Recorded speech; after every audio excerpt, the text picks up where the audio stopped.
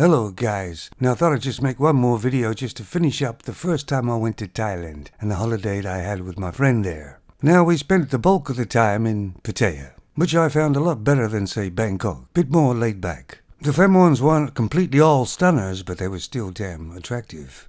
And generally speaking, these femons were mostly all from Isan, or the northeast of Thailand. I know lots of people rave about Soya 6 in Pattaya, still today. But I like the other bars, the ones around the corner or whatever, something a bit more laid back. Or maybe in just my mind I was pretending I was actually picking these femons up. I kinda had about sometimes 3 femons a day, at least at the beginning. It was kinda like being in a candy store. But my friend once again had a hard time finding a femon he could have a fun time with, except for the usual. So one night I'd already got my femon, and we were going bar to bar looking for one for my friend. And it got really kinda late, something about 3 o'clock, maybe later. That's AM. And the pickings got kinda slim. Most of the bars in Pattaya, generally speaking, are open-air bars. But you can go to a different place in Pattaya and they are inside bars, like Bangkok. Anyway, I think both of us was pretty drunk by then. We went inside to this bar and there was quite a few femons in there, not too many.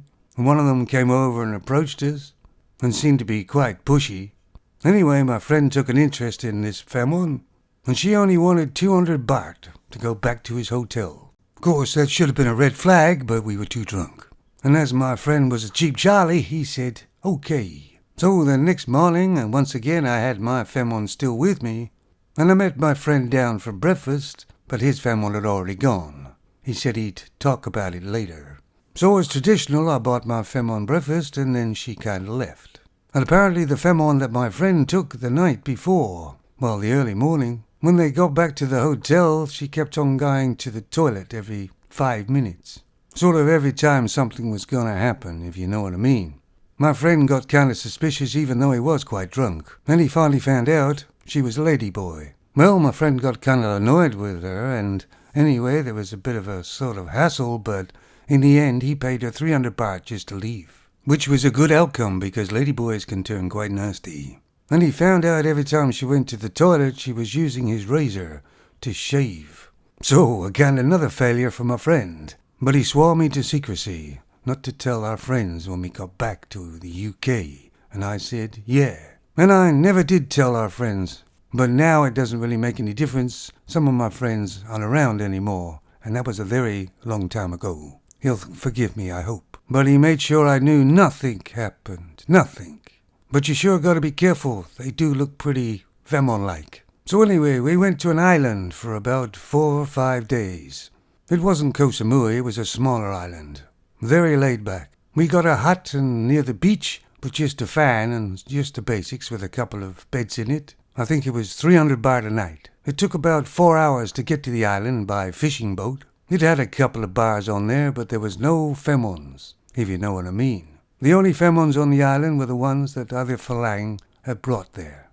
We didn't bring a femon with us. We wanted to be laid back, chill out, give my thingy a rest. So the first night we set a couple of deck chairs right near the sea, and we sat in them and ordered some beers from a bar behind, and the femon owner kinda walked down and delivered them and walked back to the bar. We kinda sat there sort of looking at the sun hitting the water, and a few other junk ships out in the water sort of fishing. It was nice. There wasn't much to do there, so we just kept on drinking. The trouble is, the tide was coming in. All of a sudden, the water was underneath our deck chairs. We still ordered another drink by waving our arms, and the lady come down, waded out, and gave us our beers. And we decided to stay in the deck chairs as long as possible, which is a bit silly really, but hey. So eventually the water's up to our chest now, and my friend kinda waved his arm for another beer, really as a joke, but the femon got the beers and waded right out and gave us the beers, and we were laughing as hell. And in fact, so was she. We eventually moved back into the shore before we drowned, and we gave the bar lady quite a little bit of money just to make up for what she did. I mean, it was going above and beyond for the customer, right? But after 2 days I got kinda bored with the island after you walked around it once or twice. My friend seemed quite happy there. He'd brought a book and he wanted to sort of relax. So halfway through the 3rd day I decided to go back to Pattaya. and my friend would stay there quite a few days and we'd meet back in Bangkok. So I leave the island on a fishing boat. There's only one a day, and like I say, it takes 4 hours. And I haven't been on the boat long, and I saw this jet ski flying around. It was reasonably a far way out, but it was doing all these kind of tricks and everything. Then all of a sudden it wiped out, and I never knew what happened to the person on it, but I really didn't think too much of it. So I got back to Pattaya, got a hotel and stayed about 2 nights, I believe. Then I headed back to Bangkok and stayed at the hotel that we stayed at when we first landed, which was our plan. Didn't take me long to find a femme, and she was damn good, a little bit older than the other ones I've been with, but she had it all together. Kind of teamed up with a German guy as well, who of course had his femme. And we were having kind of supper at the restaurant at the hotel we're at, and all of a sudden my friend walks in. And he's got this great big graze on his nose, very noticeable. And I said to him, "What the hell happened to your nose?" He said he almost died. He said, "Did you see a jet ski out there when you were on the boat at the island?" I said, "Yeah, come to think of it." He said that was him, and he was trying to show off in front of me there, and he wiped out, almost knocked himself out, almost drowned. Well, we both had a bit of a laugh about that anyway. Well, as my friend was back with me, I kind of dumped the femme I was with, and we kind of went out that night, looking for some more femmes, of course. But now we're in Bangkok, and of course the prices went up. So we go to this bar, and my friend sort of picks a girl in the lineup who's dancing on the floor, and she comes over and he buys her a drink. It's not really a drink in a sense. You get charged for a drink, but it's just basically coloured sort of water or whatever. If you wanted to have a real drink, you pay for her for the bar and take her to another bar where she actually has a real drink, and it's the normal price. But anyway, he was talking to her quite well. He seemed to be getting on very well, and then she had to go for a dance. And she wasn't dancing too long until my friend kind of waved another girl over. Now, bearing in mind this other girl's drink was still there with her little bag. This girl sat down and he bought her a drink too. The girl that he had before was quite angry. She was looking at him, staring at him, running her hand across her neck as if she's going to cut his throat. And now this other girl was getting uptight as well, the one he actually called over the second one. You got to understand, this isn't jealousy. This is just business. I could actually see a situation happening here. So I told my friend to, "Come on, let's get the hell out of here." We paid our bar tab, and they left. I found the nearest tuk-tuk, didn't even bother with the price. Got in and told him to go. Finally, my friend did find a femme he had really a lot of fun with. He found her down the Soy Cowboy. It's another road a little bit further down with loads of bars in it. She was one of the girls that dragged men into the bar. She was quite small, but very bubbly, very fun. And generally speaking, the last bit of his holiday he spent with her. I mean, there was one night she wasn't available. You know, she was washing her hair or something. Yeah, right. And I'd already gone with my girl, but something happened to my friend with another femme.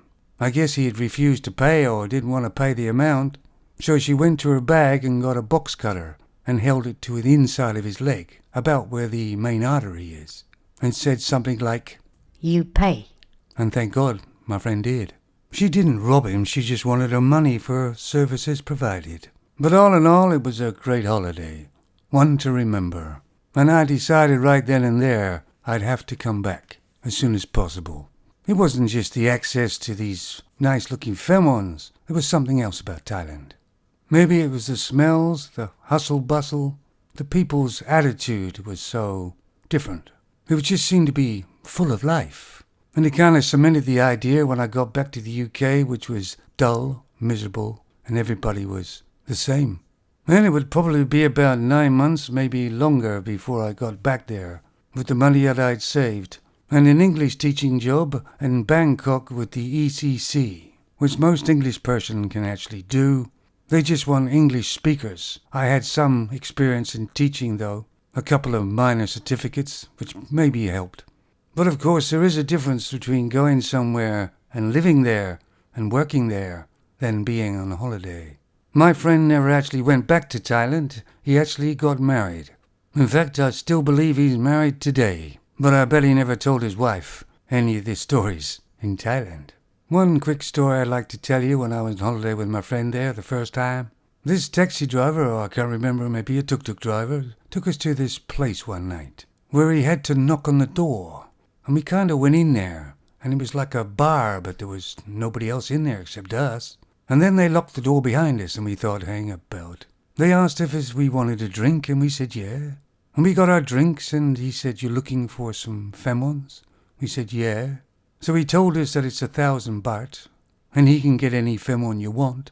So we paid over 1,000 baht while we were drinking our drinks, thinking there's going to be a baseball bat over the head in a minute.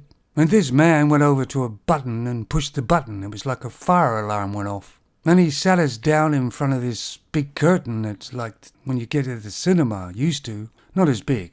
So after a few minutes, he pushed another button and the curtain opened. And there was about 5 to 6 rows of femons, about 15 femons on each row, with big numbers on the sides of them, all waving at you from behind the glass. And he asked us to make a choice. Anyway, my friend couldn't find anyone he liked there, as usual. I did, and I called out a number to the guy. He closed the curtains, and that was it. About 10 minutes later, this femon came out, all dressed in different, normal clothes. And apparently, I guess she was mine. So we went outside, and she was kind of looking all over the place, as if she didn't get out much. My friend, even though he didn't have a femon, didn't get his money back. We went into a 7-Eleven, and I bought her some drinks and some snacks, and she was amazed. She was touching everything in the store. We did go back to my hotel room, but it wasn't really the greatest. I think I gave her a couple of 100 baht, and she just disappeared. Don't know where she went. But I did hear later that they keep these femons kind of like prisoners. There's not many of those type places left, but there's still some. At least when I was there was. That did kind of make me feel a bit sad for this femon, and the femons like her. There's lots of other seedier sides to Thailand, but I guess there is to every country. Just like to tell you that Thailand isn't all Pattaya. That's just a small section that people hear about. Normal Thais are very respectable people. And they always seem to have a good attitude on life. They enjoy living. Anyway, that was kind of my first experience in Thailand. I just hope it wasn't too boring for you. Take it easy.